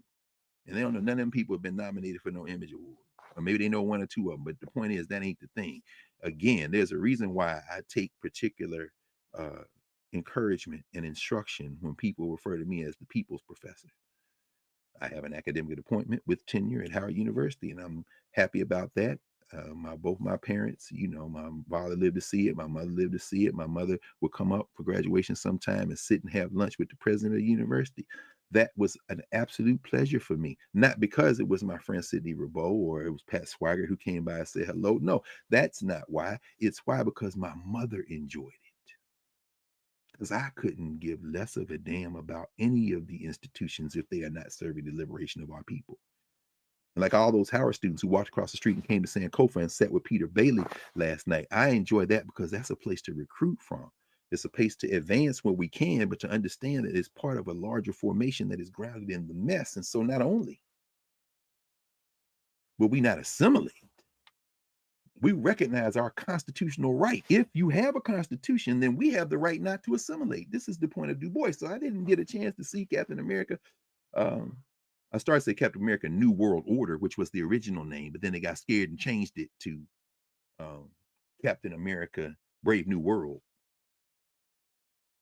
So I see all this stuff, no spoiler alerts. If you read the comics, you already know what's coming down the pike. And it looks like because America is, as Gil Scott Heron reminded us, a nation of amnesiacs. That is one thing that binds us all. Looks like maybe Jonathan Majors is going to creep back in. He's not anywhere in. Well, maybe there's a gesture toward him near the end. He says, no spoiler alert, he's not in it, and he's not even mentioned, and so you don't even think about it. But I'm saying now they're making noise like maybe we can bring him back. They're going to try to figure it out. Kevin Feige in this movie with Captain America Brave New World is trying to basically tie things back in the Marvel Cinematic Universe going way back. He bringing all kind of stuff back in, and he uses Anthony Mackie as the delivery system. I thought it was an entertaining film when I finally saw it late Thursday night after I got all with rolling. I said, let me go over this. This is my little window. Let me go. And of course, I thought about it because in this context this morning, because even as I I got all the stuff. I'm not gonna show you no more comic books today, but I will show you this little children's book they put out to be in kind of conjunction with the film. Captain America, Brave New World, a hero looks like you. Kwame Mbalia and Nicholas Smith. And there's, with the Captain America shield, and here, the little boy is going to school. Hero Day. I'm gonna be a hero. Little black boy with everybody else. They have Captain America, my favorite. You know how much this pisses off Secretary Brill Cream and the Orange Clown and the apartheid Doge leader? They don't want that. And guess what? You can try to keep putting this up in a way, but we're not going to assimilate. Not only are we not going to assimilate, we recognize our constitutional right not to, if there is a constitutional right. Y'all got two choices. Either there's a constitution with principles, I'll see you in court, or there's not. Either way, we win. If there's a constitutional with principles, we win because you're getting a little bit closer to being able to everybody to live together. If there's not, and you drop all pretenses, all we niggas now. And at that point, sounds good. What happened to Sal's Pizzeria and Do the Right Thing? Anyway, we mistake their objective. It isn't to discriminate. It's to define our reality and have us assimilate to it. You understand? That's Kevin Roberts, the leader of Project 2025. When you read him and you listen very carefully, their objective isn't to discriminate, isn't only to discriminate, it's to get us to get down or lay down. It's get us to assimilate. And we're not going to do that. We refuse. That's where I agree with Dr. Carter. Dr. Carter Jackson. We refuse. We didn't want revenge. How are you defining revenge, sis? You see? Stop commingling. Your master doesn't want you. And guess what? That's okay. Carr G. Woodson told, Du Bois and them, y'all keep getting that money, they're going to try to tell you what to do with on the Encyclopedia of the Negro. Your master don't want you, and that's okay. Let me go over here and get this money from school teachers and school children. Let me put this money together from black churches like Shiloh down the street from my house. Let me go over to the Phyllis Wheatley Y and sit with the black women who take lunch and dinner over there and talk about my time in the Philippines and how we got miseducated. And they love me and I love them, and I'm going to go back to work. You see? Life is too short. I'm going to sacrifice everything. But guess what? That sacrifice for a life lit by some larger vision is worth every second, as Russell Adams reminded me, laying there on the bed that he would eventually make transition from. We recognize simultaneously the human right also enshrined in the Constitution, so to speak, to define ourselves on our own terms. You see, this is where it gets tricky. Without interference, my friends. Every time they want to come up and call you crazy words and do like Steve Bannon did at CPAC, throwing his Nazi salute out, and claim First Amendment protections. Well, guess what? The First Amendment works always, doesn't it, my friend? Either there's a First Amendment or there isn't. If there isn't, you lose. If there is, you lose. Because the mess is a losing proposition to begin with. We have the right to defend ourselves. Either the Second Amendment is real or it's not. And we get to protect ourselves from state violence. Either the 5th and the 14th Amendments are real or they are not. You can try to interpret them out of existence. And if you do, who you think that's going to hurt more? You or us? We built for this. We got 400 years of experience dealing with your mess. Finally, we recognize and embrace, having freed ourselves from the white illusion of one culture, of monoculture, because we never believed in that, our human right to educate ourselves on our terms in a broad human spectrum, in a sympathy, as Du Bois would call it, that engenders and supports and protects all humans who believe the same thing. And those who don't, protects them by keeping them from harming themselves and the rest of us. We reject white nationalism. It's a form of religious extremism and zealotry. It traps everything that affects it, that's infected by it, rather. We reject that. Multiculturalism is important, but the real objective of these white nationalists is to force us into their imaginary worldview, and we simply aren't going to do that. And what they are doing now is cutting the tendons.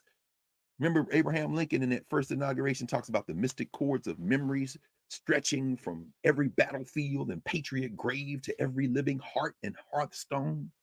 Abraham Lincoln saying those mystic cords of memory bind us one to the other and create, and when you play those mystic cords of memory, they swell the chorus of the Union. It's all beautiful rhetoric, my friend, but I was a captive. And I know you don't mean it if it means giving up your whiteness. Because Abraham Lincoln, as Lerone Bennett Jr. reminds us, was a white nationalist. Abraham Lincoln's White Dream, or the book Forced into Glory by Lerone Bennett Jr., who was a friend of both Bill Gunn and Lerone Bennett Jr. And Peter Bailey, when Peter Bailey worked at Ebony Magazine. Lerone Bennett reminds us, you can talk that talk, but I see what you do. What you gonna do about the talk you talking? I'm gonna free y'all to fight in the army. Yeah, but you only doing that because you were losing, my friend. You were losing, Honest Abe.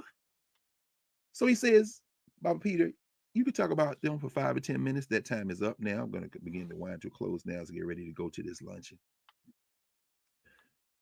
The whole point is that we can and must build institutions. Sankofa, when you go on the website, you look at the YouTube channel, there's also a conversation they had a couple of days ago, last week, with a lot of young people, including some of my students from Howard University School of Law, on how to protect Black businesses in the District of Columbia, how to put a floor up under them when the gentrifiers, the real estate violence committers, the pilgrims come in and start calling the police. There's noise, or there's people over there. No, y'all just trying to get rid of us. And guess what? You're not getting rid of us. Guess what? Because we got all these young people, and we got all these other people who have skills, who are going to read all the contracts, who are going to go and comb through the records, who are going to find out who's targeting them with the complaints to City Hall. And we're going on the offensive because you seem to think we live in a society where we're all here. And as I was looking at Captain America the other night, Thursday night, tracking it with the comics, tracking it with the children's literature, tracking it with division, and reading the critiques after I watched it where everybody's trashing this movie. I know why y'all trashing it, because you can't see yourself in it. And guess what? They tried to temper, because when you read the comics, particularly when you read things like Truth,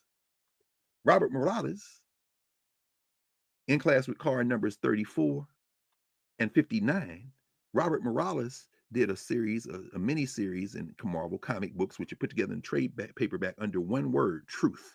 That is the story of how before there was a white Captain America, there was a black one, and the black one came into existence because they experimented on these brothers like Tuskegee experiment style, injecting them with super soldier serum, and they all died except one. That's Isaiah Bradley. That's the brother they call Lumley, who we knew as Mantis in a previous superhero iteration, plays in Captain America Brave New World.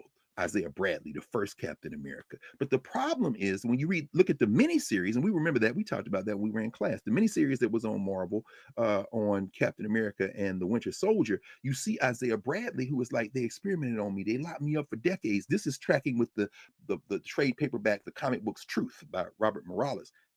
The idea of Truth brought forward through Sam Wilson as Captain America is the fundamental contradiction at the heart of the idea of Black patriotism. Marvel can't really mess with that. So the movie is not going to give you too much of that, only glimpses of that, gestures toward the comics, gestures toward the television series. But even that's too much for the movie going public. I don't want to see this. I want the white man back. So they're saying, oh, this movie wasn't good and it was stale. And I'm looking at it like, I enjoyed the movie. Now, when y'all see me, the next time y'all see me with an American flag lapel pin will be the first time you see me. But I love the conversation. This is the conversation Ta-Nehisi Coates and Nicole Hannah-Jones has. It's the conversation Ibram Kendi has. They're all at Howard now. Go with God. It's a beautiful thing. Where are you? I'm across the street of Sankofa. Because the Black University been jailbreaking. I'm not going to use my sacrifice in the spirit of the mess. You know how we transform the mess? By cleaning it up. Spill on aisle North America. We clean up the mess and that's how we solve the mess. You don't clean up the mess by trying to sprinkle a few black sprinkles on top of the mess and a few brown sprinkles and a few yellow sprinkles and mixing it all together and then consuming it like, oh, this ice cream, that's not ice cream. The point is that the mess can't be fixed by diversity, equity, and inclusion, because the mess is the diversity, equity, inclusion of the mess. You're adding more mess to the mess. You're sacrificing into the void. And so, cleaning up the mess is light work once you understand you have an institution to do it from. And guess how we know the people want institutions? Because every so often those ingredients explode with desire for something different. We saw this week news about Hillman Talk, TikTok University, whatever. Yeah, it was an idea, it was a meme. It was a sister, a colleague down at North Carolina A&T teaching the African American Studies course, and then she posted on TikTok her syllabus or something, and then it went viral. Now everybody wants to enroll. Okay, and guess what? 5 minutes later, everything you already know was going to happen happened. It didn't even take 2 weeks or 3 weeks. It's happened in a matter of days. Meaning what? Now, who's going to be the chancellor? Who's going to be the provost? Who's going to be the faculty? I'm going to be the founder. Meanwhile, somebody ain't got nothing to do with it is sneaking around getting the copyrights for the labels and the hashtags. And before you know it, the people who came with all good intent, like, I don't want nothing to do with it. I went to a faculty meeting, was disillusioned. Now somebody else is fighting, saying, I quit my job because I'm going to make this live and we're going to do this. So I quit my job so that we could gather the resources. Okay, that's a noble sentiment, except I'm not clear that you even know what you're talking about. And here we are, grand opening, grand closing. But we persist. Why? Because that's not, it's a beautiful thing. This whole phenomenon, Hillman, well, the late Hillman TikTok or whatever, TikTok University, it's a beautiful expression of desire because those ingredients are there. But if you don't have an institutional base to perpetuate it and to gather, then that's all it's going to be, is a desire. And those ingredients will now return to a state of semi inaction until the next thing comes. And guess what? In the meantime, we go on, we move on. Don't expect them to teach us, Peter Bailey told us last night. Don't expect these people to teach us. Even as you fight the curriculum wars, don't make that the center of your work. ASALH is an independent organization. I'm going to see them in a couple of hours. It's a beautiful thing, sitting in that conversation. We're going to have that conversation about independent institutions and thinking about what a hero looks like. The Falcon is an imaginary hero. C. Hugh Brown is a real hero. And the Secretary of Brill Cream and his orange clown master and his master, apartheid Elon, said that you got to go.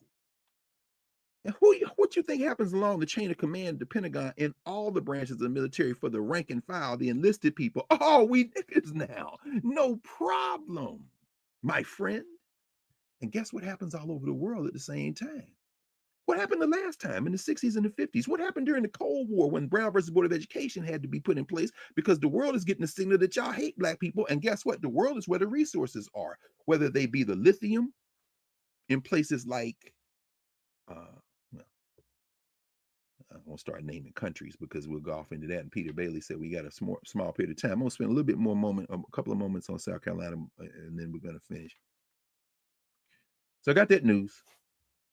Flew down to Atlanta. We drove over to Columbia, stopping along the way in rural Georgia and South Carolina.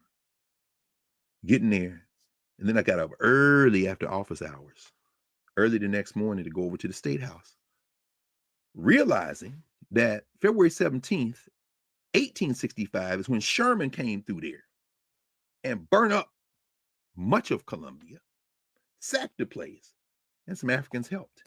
South Carolina is amazing. And I went on the grounds of the State House, and Dr. Kelsey integrated this into her presentation on Tuesday night to see this. I always go when I'm there. The African American History Monument, dedicated March 29, 2001. The great Ed Dwight, astronaut. Secretary Brill Cream, Fox News host. You ever been up in it? No, you ain't no astronaut with your tidy manhood stuck between your ears and your American flag lined tight young suit as you and Junior Varsity Vance, the vice president of eyeliner and mascara, trampezing through Germany and Europe, telling them they should let Nazis have freedom of speech, leading, of course, to headlines like this from today's Financial Times weekend.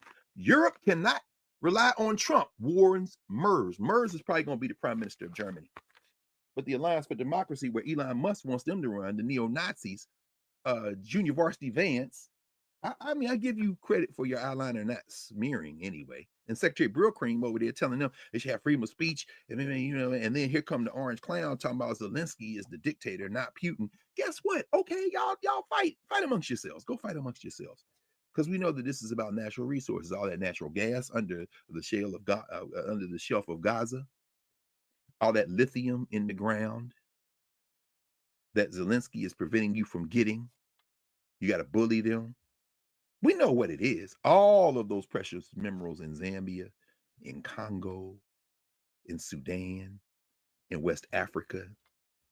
You see, You can't bully everybody. And by you going full white nationalists in the United States, you're weakening your capacity to do more than you could usually do. And so at the African American History Monument, by the sculptor, astronaut turned sculptor L. Dwight, going through just a beautiful, beautiful, look at the sculpt, look at the South Carolina Army. Huh? Look at these Africans, look at emancipation.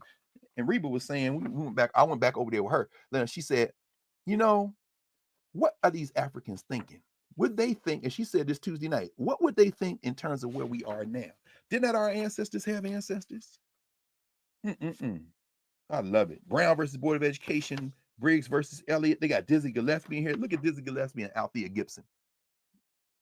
Man, y'all got to see this for yourself. Go to African. And then, of course, I went on around the rest of the State House grounds, like I always do, and looked at all the white supremacist statues. Not just the flowers, not just the fauna, not just the flora. This is the map here of the State House grounds. And that's when you see all the rest of them. Pitchfork Bill Tillman got a statue. Strom Thurmond got a statue. The Confederate monument is when you walk up the steps. They got a big ass Confederate monument there.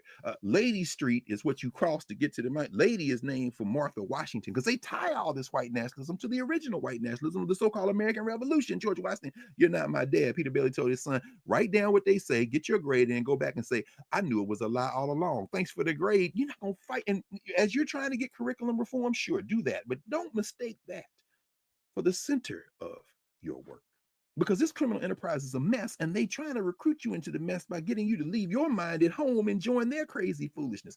Martha Washington is no contradiction to the Confederate monument. Lady Street is no contradiction to the Confederate States of America. It's all white supremacists. We went in the building. Reba and I went upstairs, and guess what? The South Carolina legislature was in session. They went a break, but they were coming in and out of state and the House of Representatives side, House delegates side. I wanted to go because I wanted to look into the chambers where they debated taking that flag down that Karen Hunter and others, but I mentioned you, Professor Hunter, because of course that petition that you led the signing of was a critical moment in that move to take that flag down.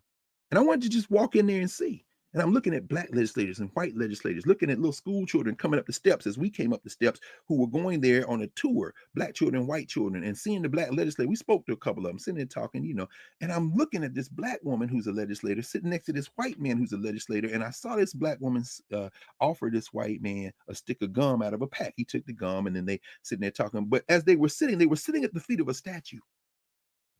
The statue in the South Carolina legislature on the second floor, after we had come up the stairs and passed paintings of Majeska Simpkins, y'all should look that sister up, and the great South Carolinian Mary McLeod Bethune, as we passed those portraits and went up into the second floor where you see the House and you see the Senate, and then they're outside in the break, and these two, black woman, white man, sitting at the feet of a statue that's probably about 6 feet high on its own pedestal, high enough for them to sit at its feet.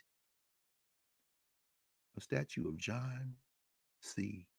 Calhoun, the architect of the filibuster, the architect of the Confederate intellectual trajectory, the architect of the secession of South Carolina. For me, he got a statue, and he's looking across, and across that aisle where they were sitting, there are two busts in the wall, receding walls. On the right is a bust of Robert E. Lee.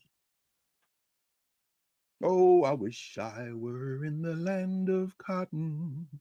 Old times there are not forgotten. Look away, look away, look away, Dixieland.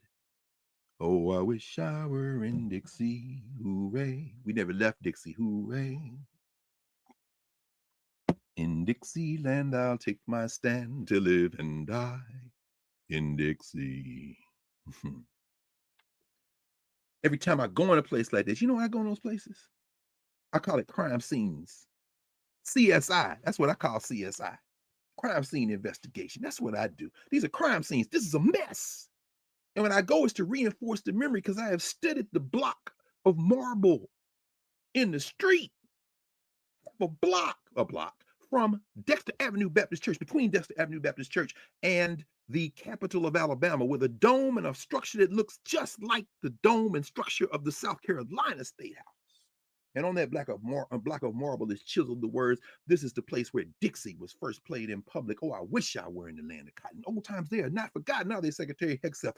Are they, Mr. Apartheid Musk? Are they orange clown, brain-addled clown, threatening governors with withdrawing federal funds? Old times they are not forgotten." Herschel Walker, bring that Negro into the White House. Kiki with the rest of them. Let's do the electric slide. And let me bring my friend Tiger Woods up here and talk about the fact that it ain't 1770, it ain't 1619, it's 1776. My friend, 1619 and 1776 are the same date in the mess. We will not name or date ourselves by your imaginary attempts to reduce us to figments of your imagination. So we stood there. And then we went back out and we went over to another memorial, a bust. Dr. Kelsey is a medical doctor. So I took a picture of her, taking a picture of this monument so I could show my students the next day, or when I came back to DC, which I did on Thursday in class. This medical doctor, Black woman, taking a photograph of another medical doctor who experimented on Black women. Yes, there is a tribute monument to J. Marion Sims on the ground of the Confederate, the grounds of the South Carolina State House. J. Marion Sims, who experimented on Black women, who is called the father of gynecology. That monument there, unlike the monument in New York, which during the summer of retribution, they took out that statue of J. Marion Sims in New York. One of my students was talking about that in class on Thursday. It's a medical doctor, but a Black woman, like the Black women who this other medical doctor experimented on. And so watching those things on the Columbia University, Columbia, South Carolina, the State House that you couldn't see when we were in office hours, except I took out the iPad and show y'all where it was. You could see the white glowing dome in the distance, is a reminder of the mess. And what are we supposed to do? Because every time you see a statue like that, every time you go around a monument like that, you are giving a prayer. It is a prayer. What do I mean? It's a form of prayer. What do I mean? I mean that you are repeating the names. You are looking at the visages. You're giving your energy to that. All that stuff should come down. But as Peter Bailey reminded us, spend 5 or 10 minutes on that, but never surrender the rest of the time, because the rest of the time you're building for your institutions. When I left here last Saturday, we did the Carruthers Conference virtually. And then I rode over to Ifa University's ritual. They gathering my man, Dr. Kola Abambola, who is the founder of Ifa University. This is for people who want to come in and learn Ifa, learn the Odu Ifa, learn the spiritual tradition, the ways of knowing using our conceptual categories framework of the Yoruba people. Brilliant brother. His father, Baba Kola, Baba Abambola, Wande Abambola, one of the great thinkers, and his son following in that tradition, having his torch lit by his father. And I gave some remarks. They wanted me to do a keynote. And I'm saying, man, what do y'all want me? I'm here to listen. I want to, but yes, I will be here. I gave some remarks on Black History Month, tying together mouth to ear memory, Carter Woodson, as we talked about many times, to that tradition of Ifa and to that notion of being able to develop and go through those rites of passage, those stages of initiation that Reba Kelsey talked about in South Carolina last Tuesday night, to eventually empty into institution building that will not only fortify us, but is going to be the only thing that could save us. And so watching them, after I finished, they had what they call a chanting competition, chanting Ifa. You don't write things down in Ifa. You got to memorize it, coming through your ears, coming through your eyes, coming through your life, and then recycling out. So they're chanting Ifa. They are memorizing verses from the Odu Ifa, the 256 corpus stories that make up the Odu Ifa, and the infinite combinations and variations. You can't exhaust it. There's a book called I Could Speak Until Forever. I can speak until tomorrow. I can speak until the inestimable, indeterminate future with the combination in this corpus. And the genius of it is all mouth to ear, as I've said many times. Baba Wande, Baba Kola's father, Baba Lawo, says, literacy kills memory. People say, Dr. Carr, how you remember all that? I remember it because I'm incessantly reading, which is a form of listening. I'm incessantly listening. And then in conversation, I'm constantly reminding and going back and forth, developing the brain. You're not going to reduce me to the footnotes I read in these books, to the narratives you try to impose on me, because all that's going to do is confuse me and shrink you. So I sit there, I listened to the chanting.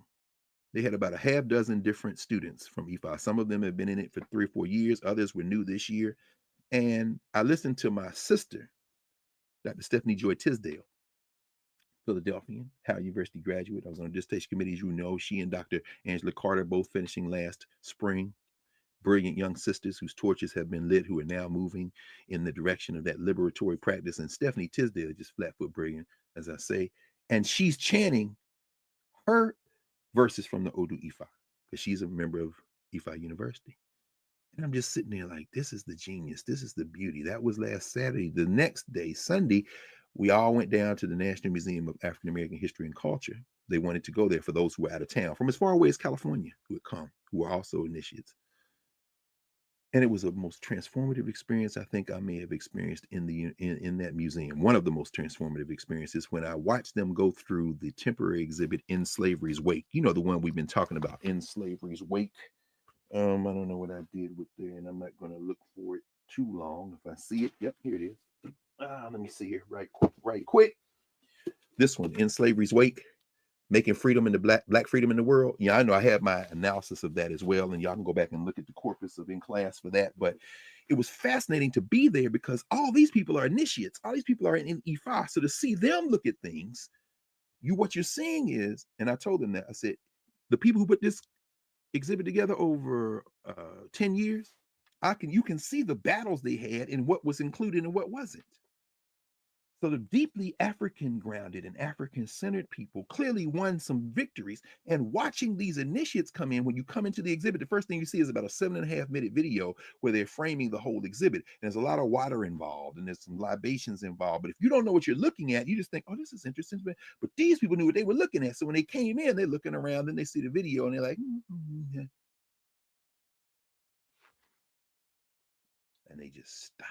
I stopped too, and I went behind and took a couple of pictures of them because I wanted to frame it so I could later on talk about this, even in a moment like this, because they were doing a libation. It was a form of prayer, because they understood they were coming in a space that was a sacred space that our ancestors had endured, and that video is designed to do that by those who made it with that intent. And if you know, you know. If IYKYK, yeah, that's the distance between a social structure. Oh, it's an interesting museum. Oh, that's interesting. Oh, look at this.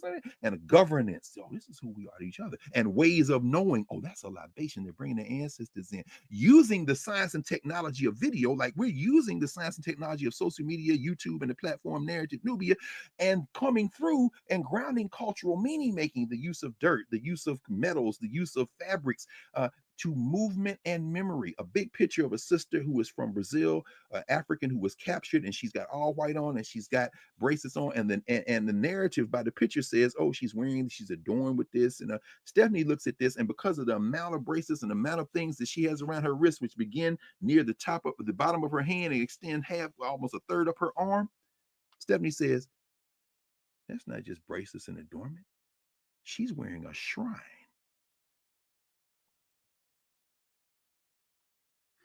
Anybody thinks we're going to lose? Not paying attention to us. That's a shrine. She got a shrine on her arm. I said, this is why I came down here with you, Negro. This is the beauty of it. The idea that you could stop us by firing National Park Service workers. Because as we were there, we were joined by one of the daughters of some of the initiates who said that her last day of work had been Friday. She worked at Frederick Douglass House. And these hillbillies got them to get rid of all these National Park Service people. And before that, they was telling them they got to edit what they're talking about. And you know what I'm worried about? I'm worried about my people. Let me show y'all a coin that I keep here. Worry about my people too. From the African Burial Ground. This is African Burial Ground National Monument. This is National Park Service, New York City. I'm worried about the ABG. Hell yeah, I'm worried about it. We got to fight these creators of chaos. I started using another C word, but that's okay. Okay, my mom, I hear Jacob Carruthers. Good speech. Yes, ma'am. Yes, sir. And in that process of fighting them, I'm talking to this young sister, 25 years old, graduate of Florida A&M University, in the Union. They're fighting back. But the point is, y'all going to attack us. But guess what? We still go to Cedar Hill Frederick Douglass. We still go to Ms. Bethune's house in Lower Circle. We'll still go to Carr G. Woodson's house. The statue is across the street from it, and the Phillis Wheatley Y beyond that. And beyond that, Benjamin Banneker High School. You can't stop us. You're a human joke. We are not going to be distracted, even as we keep you off us. What we're not going to do is become figments of your imagination. You know what the 20th anniversary of the African American history class that we framed with the curriculum framework in Philadelphia is this year. And I am greatly disturbed by the fact that they're not using the conceptual categories that we developed to jailbreak that class at the beginning. But it doesn't stop me. Why? Because those conceptual categories that we now use at Howard, and more importantly use here, they're out in the world now. And guess what? That ensures that when those places come around, they will join something that is at the center, not be the center of it themselves. It's very important to understand. So I'm going to close with this.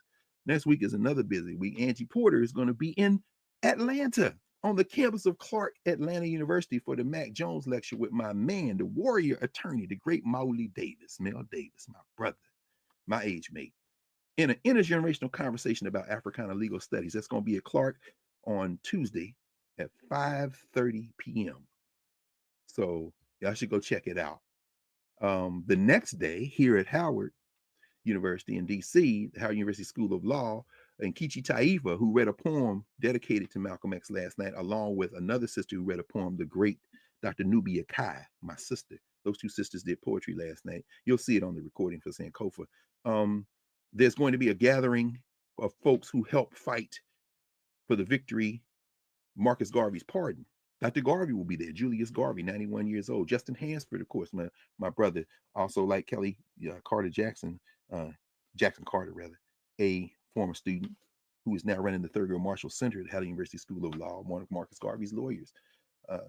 Congresswoman Yvette Clarke, so many others are going to be there. So if y'all around, I think that's at 6 o'clock. And the office hours we'll have Monday night, and I'm going to end with this. Office hours, we continue in the eloquence of the scribes. Remember what Aikwe Armah says that we talked about on Monday night when I was outside and so happy at Columbia, South Carolina. He says that the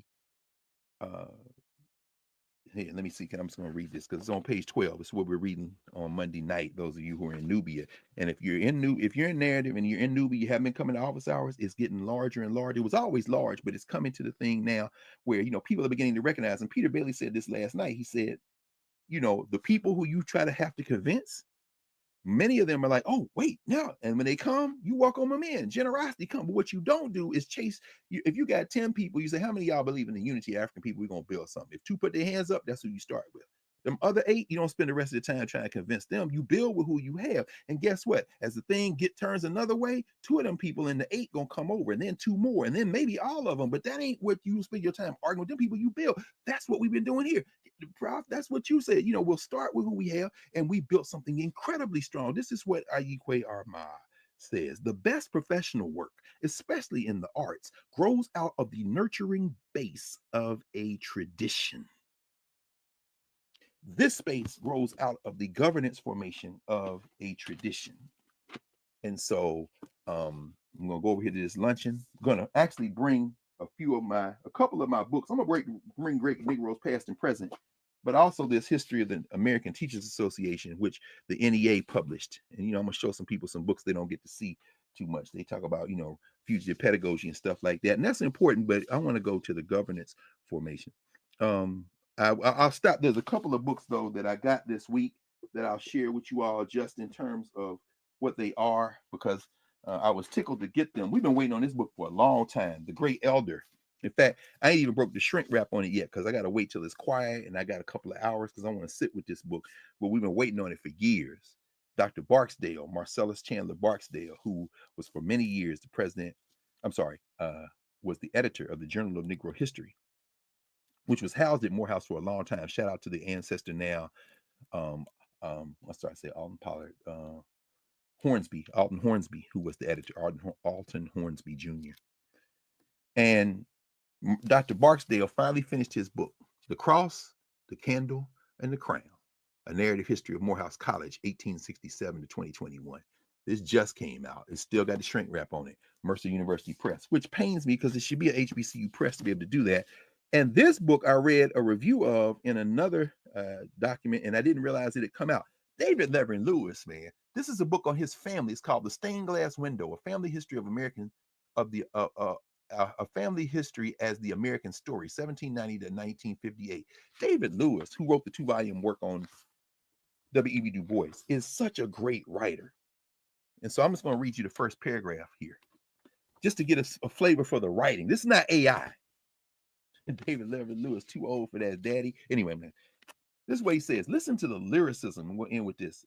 He says, Atlanta's Tony First Congregational Church is a proud old black church whose distinguished history half a pew of congregants hardly remembers today. Its downtown location imperils its landmarked survival. A sesquicentennial God box in a southern city famous for boasting of being too busy to hate. More accurately, it is a city too fast for its past. Ooh, ooh. Atlanta's. Do you know the history? Not even half a pew of Negroes in here know what this is. It's a city too busy to hate. No, it's a city too fast for its past. He says, although church attendance was a long ago practice, I sat bemused that warm Sunday morning with my favorite cousin, Betty, kissing cousin, as they used to say, in her prominent pew. My presence was remarked as unusual by the parishioners, yet I was oddly grateful to be there in that faux Romanesque tabernacle where 50 years ago, compassionate cousin Betty had squeezed my hand as the minister sermonized a moving farewell over my mother's closed coffin. David Leverin Lewis can write, and we need to get serious. And when we are faced with a condition in those first 5 to 10 minutes of the conversation, an hour-long conversation, the transition from the first little fraction to what we do is the answer to the question Joe Madison raised. What are you going to do about it? Stop with that. Dr. Keisha Porche wanted to know, where's the journal now? It's called the Journal of African American History. It's still published by the association. If you go to ASALH, you will see the Association for the Study of African American Life and History. They still publish the Negro History Journal. They still publish the Negro History Bulletin, except it ain't Negro no more. It's African American History Journal. My man Burtis English, who's at Alabama State University, was the editor of the NCBS Journal. He is now the editor of the Journal of African American History. Burtis English, good brother, Dr. English at Alabama State, go Hornets. And also they published the Black History Bulletin, not to be confused with the Compass, which is the journal of the Association for the Study of Classical African Civilizations. Paul Coates is our printer, and I'm the editor. Angie Porter is the managing editor. And we have 3 volumes out, one issue each volume. Jacob Carruthers, Anderson Thompson, Francis Cress Welsing. And because we have Knarrative in Nubia now, which we did not have when we started the Compass, our independence, even as there was a big fight in ASALH about the journal, which has been published since 1916. Woodson started the journal in 1916, completely independent until it entered a partnership with the University of Chicago about a decade ago, which roiled the association because some people, including Daryl Scott, no, we shouldn't be there. Woodson would be spending. Guess what? You got to worry about that with the Compass. It's owned by us. It's for us. And now that we have Knarrative in Nubia, we have an effective partner for a distribution network that can be digital and turn into video. So the ingredients for the explosion are here. So yes, the journal still exists. Y'all can go to ASALH and see it. Can we ring the bell for Jerry Butler? Oh my gosh, the Iceman. Absolutely. You want to say a word? Say a word and I'll ring it. I played my mother loved Jerry Butler, Harold Melvin and the Blue Notes, and so I grew up in a household where I knew who Jerry Butler was. But this generation might not, and it's important that we have to remember. And Gwen McCrae also made transition. And let me ring the bell. Okay. Iceman, Jerry Butler Jr.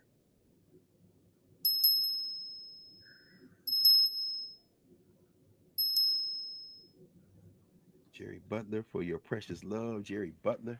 Only the strong survive. Jerry Iceman Butler from Sunflower, Mississippi. Sunflower, But a son of Chicago. I tell you what. where the The barn, ice, yeah, the barn that Emmett Till was murdered in is in that county, right? come Sunflower. on now.